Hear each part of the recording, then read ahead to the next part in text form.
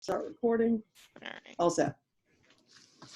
All right. So we can call the meeting now. It's 7 p.m. on the dot. And start with meeting minutes. They looked beautiful to me. I'll make a motion to accept the meeting minutes. Sue? I'll second the motion. Nicole? All right. Thank you. I'm in favor. Aye. I did a fantastic job. I'm gonna raise my hand. Okay, the second thing, this is awkward, but I sent you guys a thank you for the flowers from my mother, so it's correspondence to the trustees, so I guess I will just show you the little thank you Oh, card. you're And just say thank you for the beautiful flower arrangement you sent to me in sympathy for the loss of my mother. She was an amazing woman that will be sorely missed. Oh, you're Thank very you. welcome. That's that. Okay. Then where are we going? The financial report, right? Okay. So we had $159.35 in income for user fee deposits.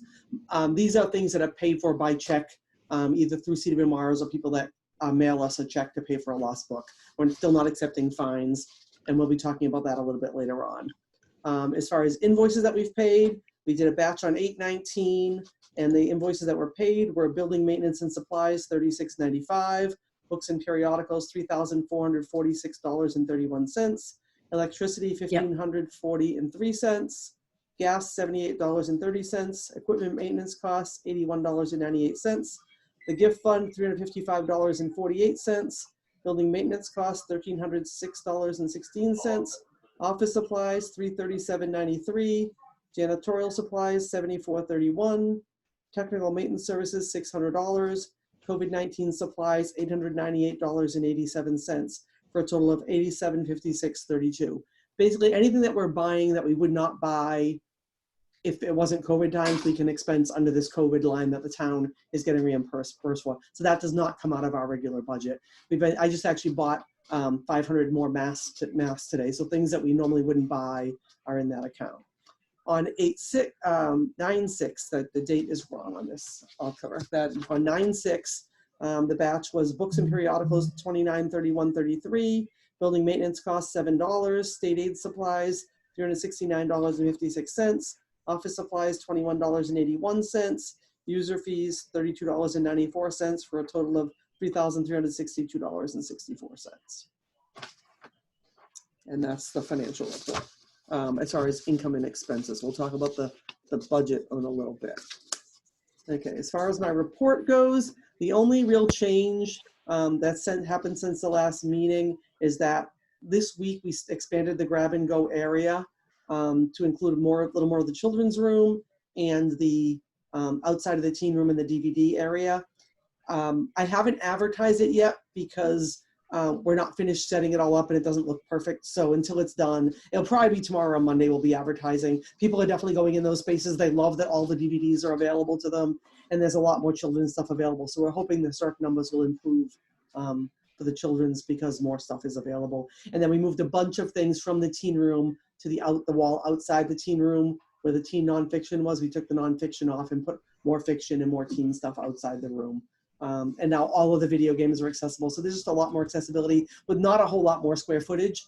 We're not going to increase the 10 people.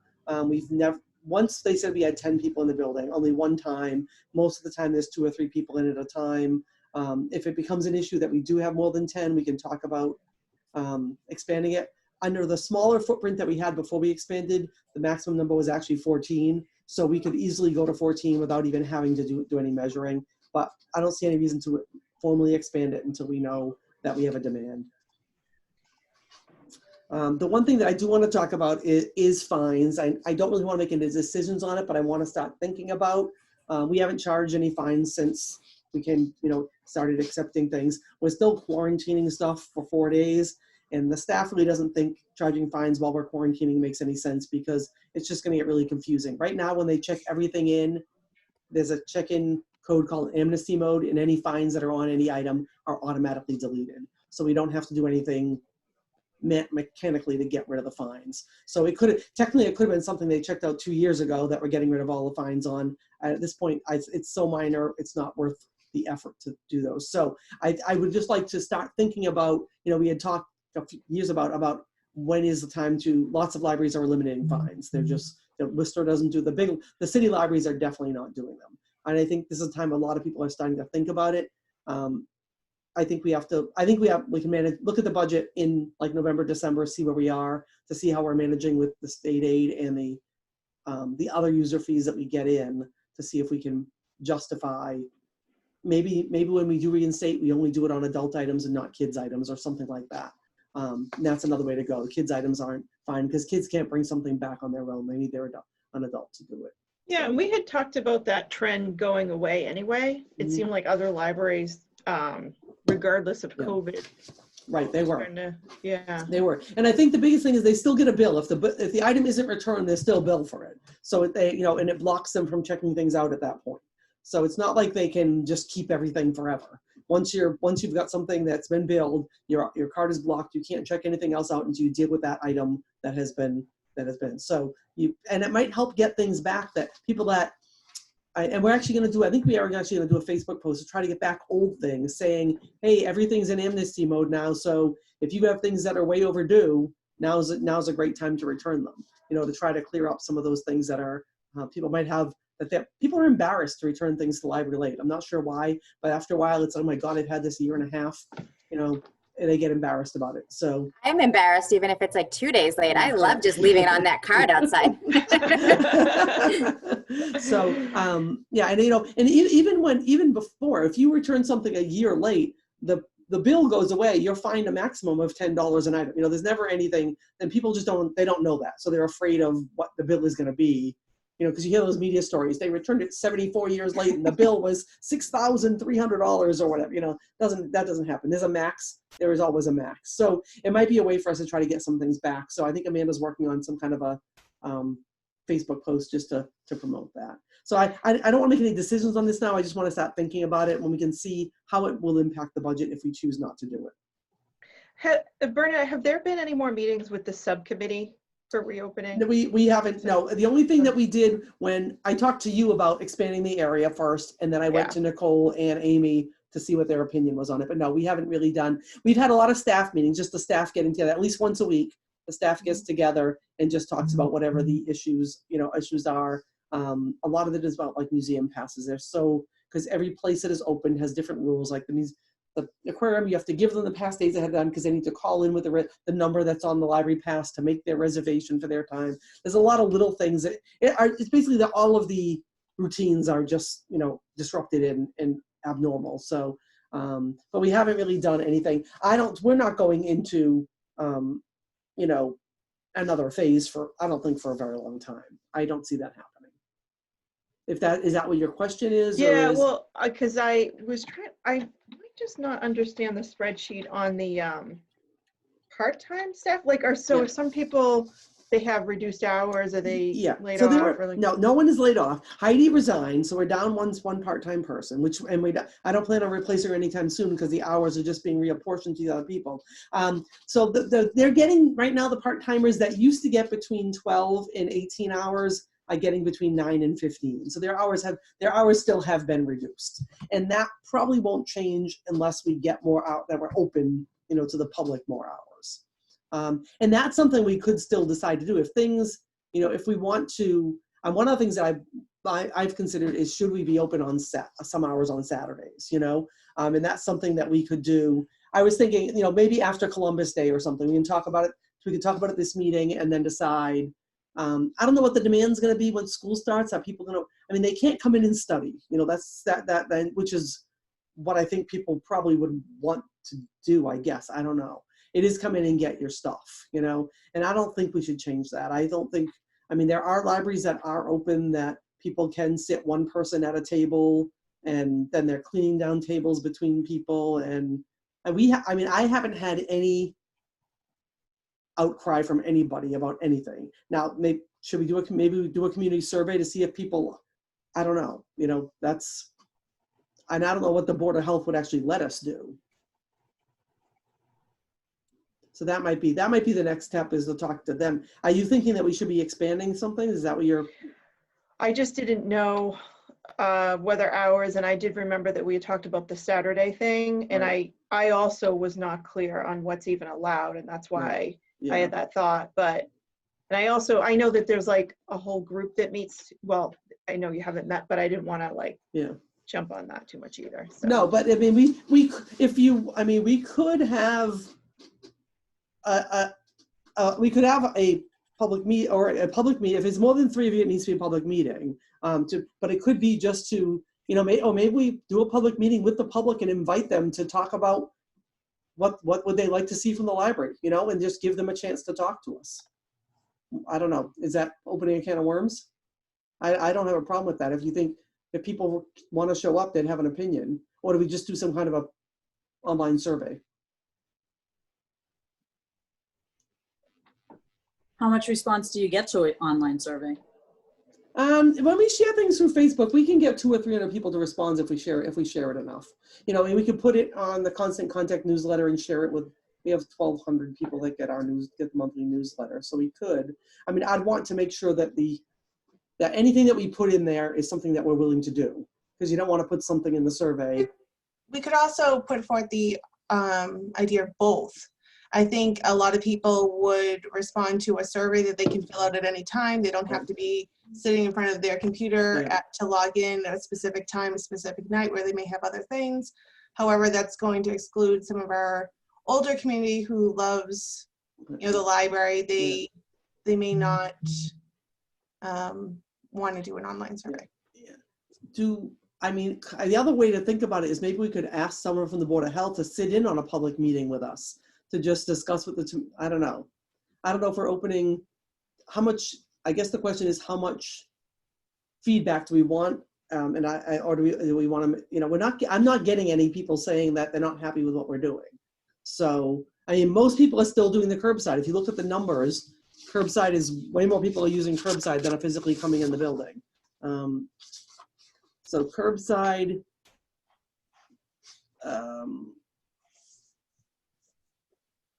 so the number of patrons we're serving. No, actually it's less. Right now it's less. Obviously in the beginning it was more. But so last week, curbside, we had 49 people that we put stuff out for. 114 items for 49 people. We actually had more than that people in the building. We had 30, 41, 80. So we had double that number of people in the building. So there are people coming in. I had a thought and then I lost it. Let's see. Mm-hmm. Oh, I know. So the high school, I liked the way the high school did it with the survey, or like, put your questions in. It must have been a Google form, and then they answered them in the a public Zoom meeting. The meeting, and and I think that helped from having. And then people were just in the chat; they weren't talking, because I think that would have gotten crazy. But I think it's nice to just have the chat open. Not even let everyone have their camera on, and just answer the question. So that might be an avenue too. Right, because then you could have people talking and then one person monitoring the chat to read the chat questions out loud between other things. I could do a slideshow. We could do a PowerPoint and put them on there, and then answer them. Right, the questions we get in advance. Yes. But the ones, and then the other thing about being recorded, it's something that we could really share and people could watch it whenever they want. Yeah, exactly. Before we do this, I think it would be good if I got advice from the Board of Health if they think it's a good idea or not.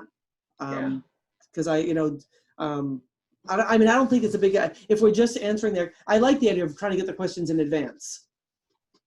That gives us a heads up as to what, then we'll have an idea of what the, maybe we just ask people to submit their questions and then we'll be answering these in some future forum to see, is it something we just want to answer them in writing, or do we really want to we answer them in person? Because there's no reason you couldn't answer the questions in writing and then make them like FAQs that you share with everybody. Here's what I'm sorry, at my school, we had that where people asked questions and they replied in writing, and I feel like people don't read the writing. So I feel like we're answering a lot of those questions over and over again. Okay. You might be answering them over and over again anyways, but. Well, once you have it recorded, we get them to the recording. So you can do both, really. Yeah. You can produce the written version. What will be interesting is actually either tomorrow or next week, we've signed up for a chat feature on our website that Cedar Mars is offering, and we're going to start offering chat on the website so people can click a button and chat with. So me, Cecily, and Steve are going to be monitoring the chat. It'll be interesting what kind of questions we get in the chat that we're not getting, we might not be getting otherwise. Because when people, I think, when they think they can just type something, you know, in a really convenient manner, it might be interesting to see what kind of questions we get then. Libraries that are using it are telling me a lot of it is, I return those books and they're still on my account. It's like, yeah, they're in quarantine. Or I'm outside waiting for you to bring my books out to me, and you know, those kinds of things. So it'll be interesting to see what it is. What's great about it is we can turn it on when we're available to do it, and when you turn it off, it gives the form they get is to send an email. So I'll get an email, and then we can still reply to people. So it's not like there's nobody behind if there's nobody behind the chat, the chat window doesn't pop up. It says contact us, chat, and it will say chat offline. And if they click on that, it'll go to give them a form to fill out an email form to give us some information. So that might give us a better So the chat, does it give you like an opportunity to put like what the topic of discussion is, and you say, hey, what do you think about this? And then it's like, no, it's more like when you're chatting with a store, you know, like online. Oh. When it's just a pop up with, yeah, kind of like it's an like AI kind of thing. Right, it's right. It's Okay. yeah, but it's a real person is behind it, and when we're available, we make ourselves available online. So then we know we're ready to answer people's chat questions. So if I'm sitting at my desk and I'm not doing something terribly like, you know, mind intensive, I can just have the chat in the background, and if someone pops up with something, I can answer it. And Cecily and Steve are going to do the same. And I like the idea of getting some kind of community input. Yeah. Because I was just thinking the demand would increase for school, but then again, these are strange times. So I don't know how to anticipate what people want. You know, I can't really, there's nothing to compare it to. I mean, the summer reading books, very few of them went out. So I don't know if the kids aren't reading the stuff that's going to be, I don't know if the school is, if they're still required reading or not. I don't know what they're doing.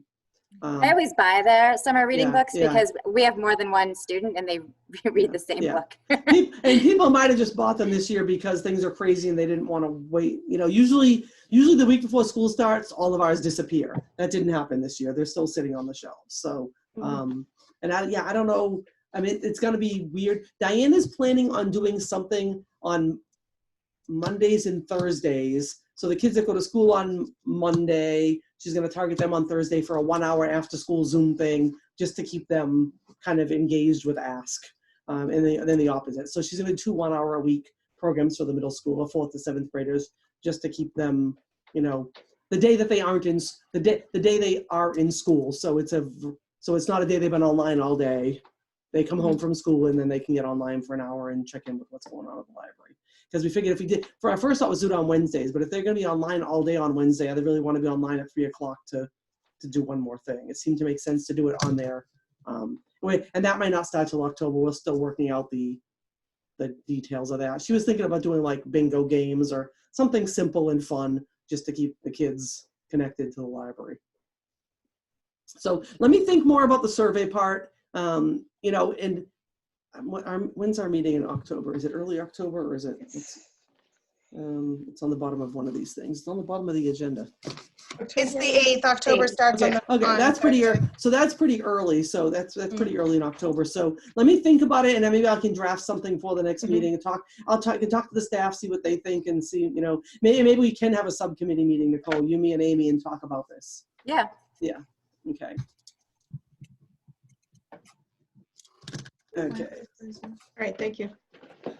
The budget is fine. We're 19% through the year. We spent 21% of the budget. So I have the estimates for the amounts that we have. $24,000 in our state aid account, $300 in the user fee, and $5,269 in the gift fund. So probably the best thing if you want to take that part-time budget thing that I had, where's that one? The one that's on 2 pages. It's after the budget. It's on 2 pages. It says part-time budget estimate. So as far as the HVAC goes, the town is asking for us to pay the design fees, okay? So, and I had another development today. So we got that estimate from the one company that I sent you that is $15,000 for design and another $15,000 for the construction documents and $5,000 for them to monitor the actual, administer the actual program. When I sent that to Don DiMartino, because I wanted someone that knows, that does this all the time to look at it, he said because of the cost of the design, we have to publicly advertise that we're looking for quotes. So he's going to work on that early next week. The two companies that we've already asked for quotes, we're going to tell them, I told them today, you'll be getting an official notice that we're accepting them, but it has to be advertised on this state website where people can request quotes. So we'll have to see what comes in after that's advertised. So this is going to slow it down a little bit. I was hoping tonight that we'd be able to vote on spending up to $15,000 on the design, but that can't happen until we get this thing. So that there may be a possibility we might have to have a special meeting before the October one just to get that vote done so we can move that along. So what I did is basically I was trying to figure out, can we afford this $15,000? If we have that price, we know that's probably the maximum it's going to be. So what I did, the first page of this is the 51142 is Carol's line. It's 6,400 hours. I'm figuring they're going to work an average of 12 hours a week, all of them over the course of the year. And then the library assistants, the amount budgeted. So I did basically the budget and how much money we needed. So we need $47,000 totally to pay all of our part-timers. We're getting 17, so we need $23,000 more dollars to make our budget. The state aid balance right now is 24,000, so we have enough to just cover that. But I'm estimating that we'll get another 16,000, 8,000 in November and 8,000 in May from the state. Now that is the lowest we've ever received in the 11 years I've been here. So I'm hoping it doesn't go lower than the minimum before. So that does give us literally, we'll end up with $2,200 in state aid at the end of the year estimated, or 5,000. We could use some money from the gift fund to do this too, because the gift fund has what is that balance? $5,200 in it. So it's enough. What Dennis did say to me is if it looks like we're running out, if like say when we find out what the state aid number is, it ends up being 13,000 or 10,000, whatever, it ends up being lower than the 16. We'll know that before. We'll have that number in the fall. We could go add something to the warrant for May town meeting to get a supplement to make up the difference that we need to meet the payroll.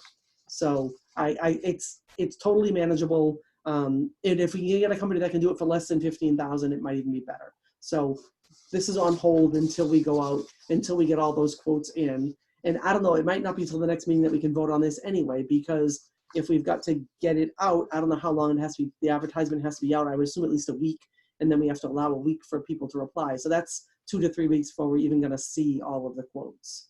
So I'm hoping this is not gonna slow down so we can't get the number before the November or whatever date the town meeting is. November, I think it's early November. November. No, it can't be the 11th. It's a Wednesday night, right? Usually. I don't know if it's on my calendar or not. I don't know. So I'm hoping this doesn't slow this down. I'm hoping if we can get some kind of an estimate that we can get on the town meeting warrant as soon as possible. But there's basically, it's state law that when you're talking about this much money, you have to go through the process you have to go through. So Don DiMartino is going to drop the documents. He'll get it advertised. We'll accept the quotes, and then we'll go and decide which company to go with to design the system. And I think all we need is to pay the design fee up front. We can do the construction documents, and the administration will go into the cost of the system when they're actually working on it, because that'll go into the town meeting warrant as part of the cost later on. So there's nothing to vote on now. I had it as a voting item because I thought the 15,000 would happen, but this came down later today after I had already sent out the mail, the information. So we'll see what comes back. And if it does come in sooner, if it's more than a week sooner that we have it back, I probably will call a special meeting just so we can move this forward sooner.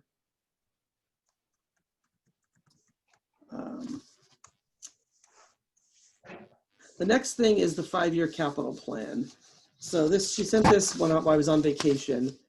So basically what they want us to do is make an estimate of everything we're gonna have done till 2024. So, and prioritize them. So what I would like to, the list that's in my report is how I prioritize them. Now is a chance to change those, the order of them if we want. So the HVAC is obviously this year, that's gotta be done. Oh, the other thing is BVT says they actually probably can do the siding this fall. So we just have to buy the siding, they'll put it in. So that the siding part of the exterior will probably be done this year. I have the rhino shielding to be done next year. The painting of the interior lofted areas, that probably won't be that expensive. That's the year after. And so I think we could move one of these 2024 things up to 2023. But I guess my first question is, does the order of them make sense to you? I mean, the only one we don't have any kind of idea of the price yet is the painting, and that's not big. The bathroom remodel, the town sewers, and those are really expensive things, so that's why I pushed those off, and they might not even happen. That, you know, they can go beyond 2025. I think that they had a priority too. How, you know, what priority they were. I think I put those as medium. I put nothing as a low priority. I put medium priority was the smallest I put.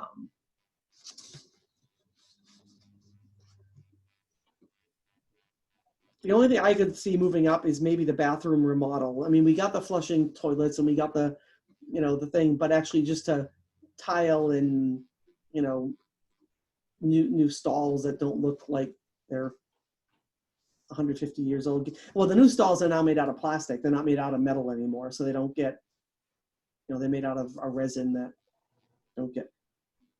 And we did talk about that. I don't know that we're gonna be able to do the single sex things. I don't think that's going to happen. I think that's probably off the table until the economy. And if we, that might be a reason to push these off too, though, because if we do want to do the single sex bathrooms, the longer we have to do it, the more money that might be available to do it. With being your septic, you probably wouldn't be able to add another bathroom for that. Yeah, right. Yeah. So well, you would have to mix that in with the going to town sewer. That might be a good time to do those, to put those. And right now I have those at the same time. The door to the children's room is at the end because we have mixed feelings about it. If the library is operating normally, it would be opening and closing all the, you know, the door would be opening and closing all the time. And how do you deal, you know, as we are right now, it would be nice if we could, you know, I don't know. So I don't know how that's going to work long term. There are pros and cons to doing it. So that's why I pushed that down further. I mean, I think most of the time they would probably just be open, which then why have door? The only that why have doors if they're just going to be open 90% of the time. You know, but the other thing, you know, thinking, you know, if this, you know, limited number of people thing goes on for a long time, maybe if we had doors, Steve could do story time in the children's room in the play area with 10 kids, you know, and you wouldn't need to use the community room for these. I don't know, because I don't know how long it's going to be before we can get 20, 30, 40, 50 people inside a building, you know? So the only thing I would, that's, you know, and maybe, how about do the lighting in 2023 too, instead of 2024? So for the lighting, I can't remember. So just yeah. like, so what we did is we had the Mass Save people came in, and basically what they want to do, the initial plan, it's $18,000, but that is, here comes Amy, that is to just update the fixtures we have with LED lighting that is more energy efficient. So if we want to do anything to change the look of the fixtures, to make those look more modern, and I know when I talked to Gary, the electrician, he said they could actually put, you know, pot lights in the ceiling that are powerful enough just to go down. And that would, my opinion, that would just make those ceilings look so much higher, because those square things kind of put a false ceiling on the building. So this quote is just to replace what we have with energy efficient, and that is a discounted price because it is, it'll probably be a few more dollars because this was, I put one in the detail I put when we got the estimate. I think it was 2.5 years ago. So obviously the prices are going to change as more time goes by. But I really would love to look at upgrading the fixtures at the same time too. So maybe it would be better to keep it a little bit later, and hopefully the economy improves by 2024 and we can get a little more of what we want instead of just the basic upgrade. Get something a little get fixtures that don't look like 1990.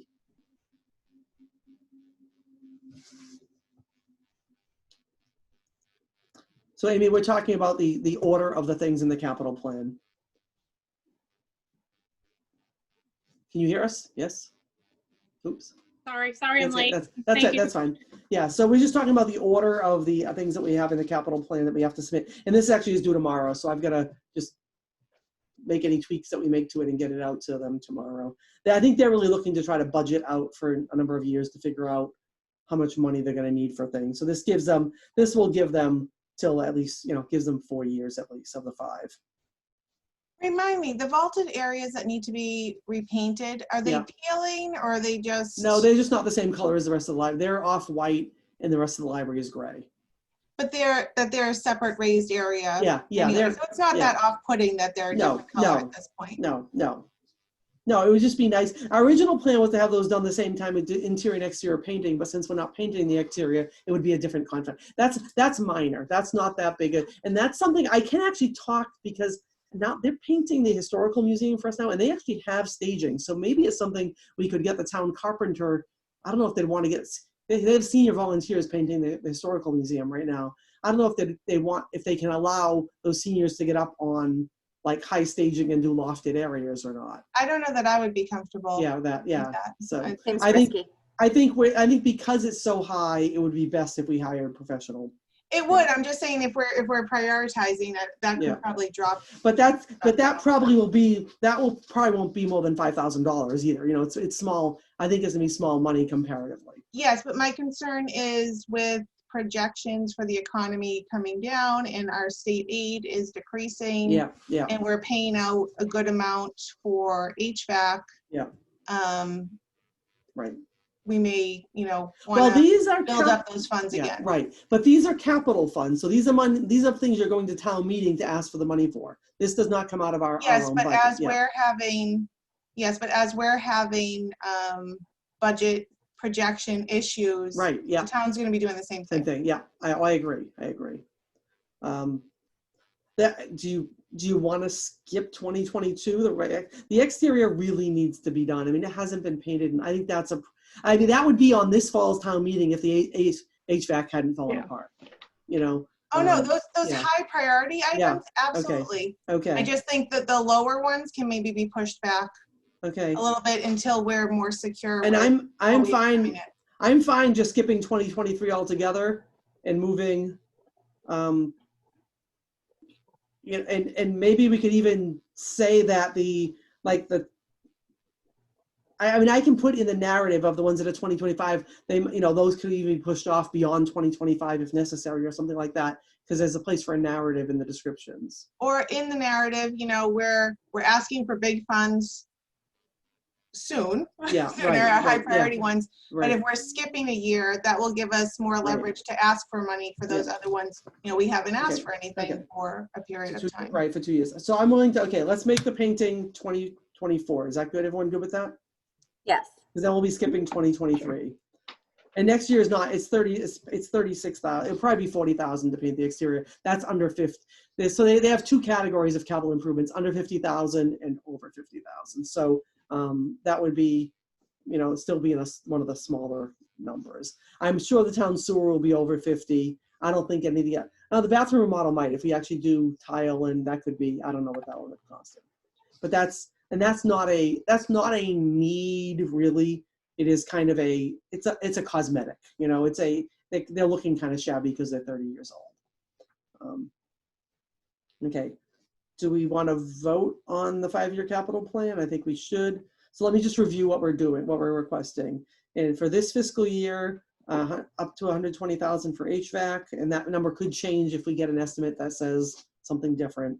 Rhino Shield exterior, 36,800. Next fiscal year, skip 2023, FY 2024, painting the exterior, lighting upgrade, and the patio space. Because the patio space actually was the #1 thing on our long range plan for these 5 years, that was the #1 thing that people wanted us to do. So I think keeping that in there for this 5-year plan is important. And then for the 2025, the bathroom model, the connect the town sewer, and the door to the children's room. And I'll update the narrative saying that, you know, we can understand if these need to be pushed out beyond that point. Yeah. Okay. All right. People look okay. I'll make a motion to approve the 5-year plan summarized in Bernadette's meeting notes. I'll second it, Sue.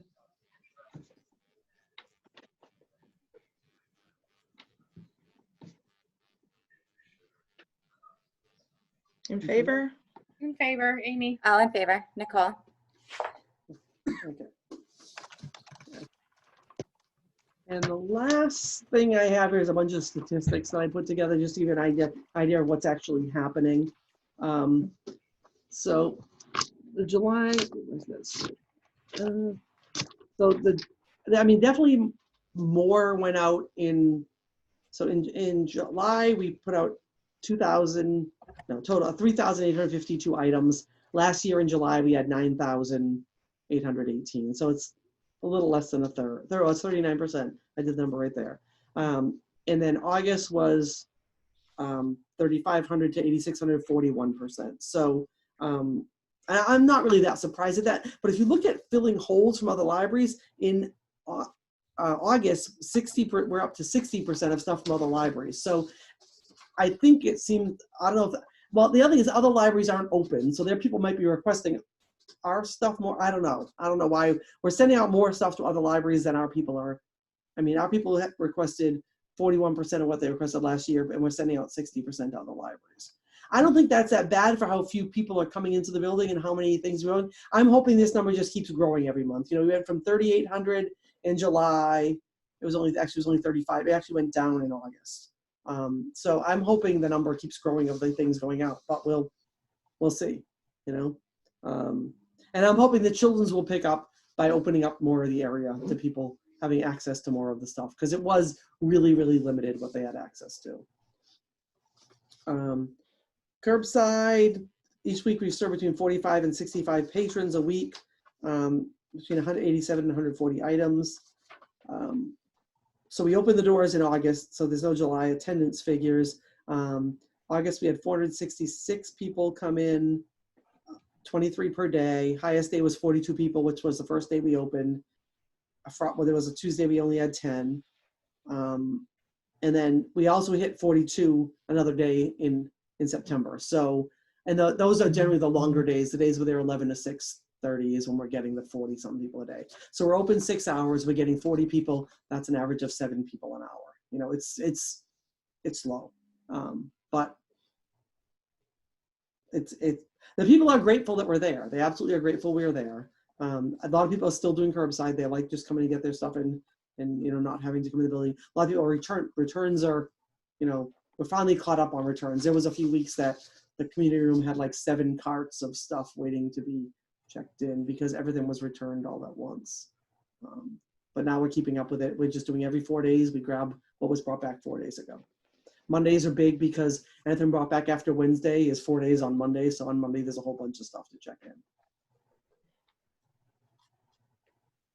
So Amy, while you were not there, we were talking about possibly doing a either a community survey or a community Zoom session to see what is there stuff people want us to do that we aren't doing. A great idea. You know, just to find, you know, I want to do it. I figure out how to do it. I want to do it without opening a can of worms. You know, Sure. Like one thing we talked about was Saturday hour. Our Saturday hours, should that resume at some point?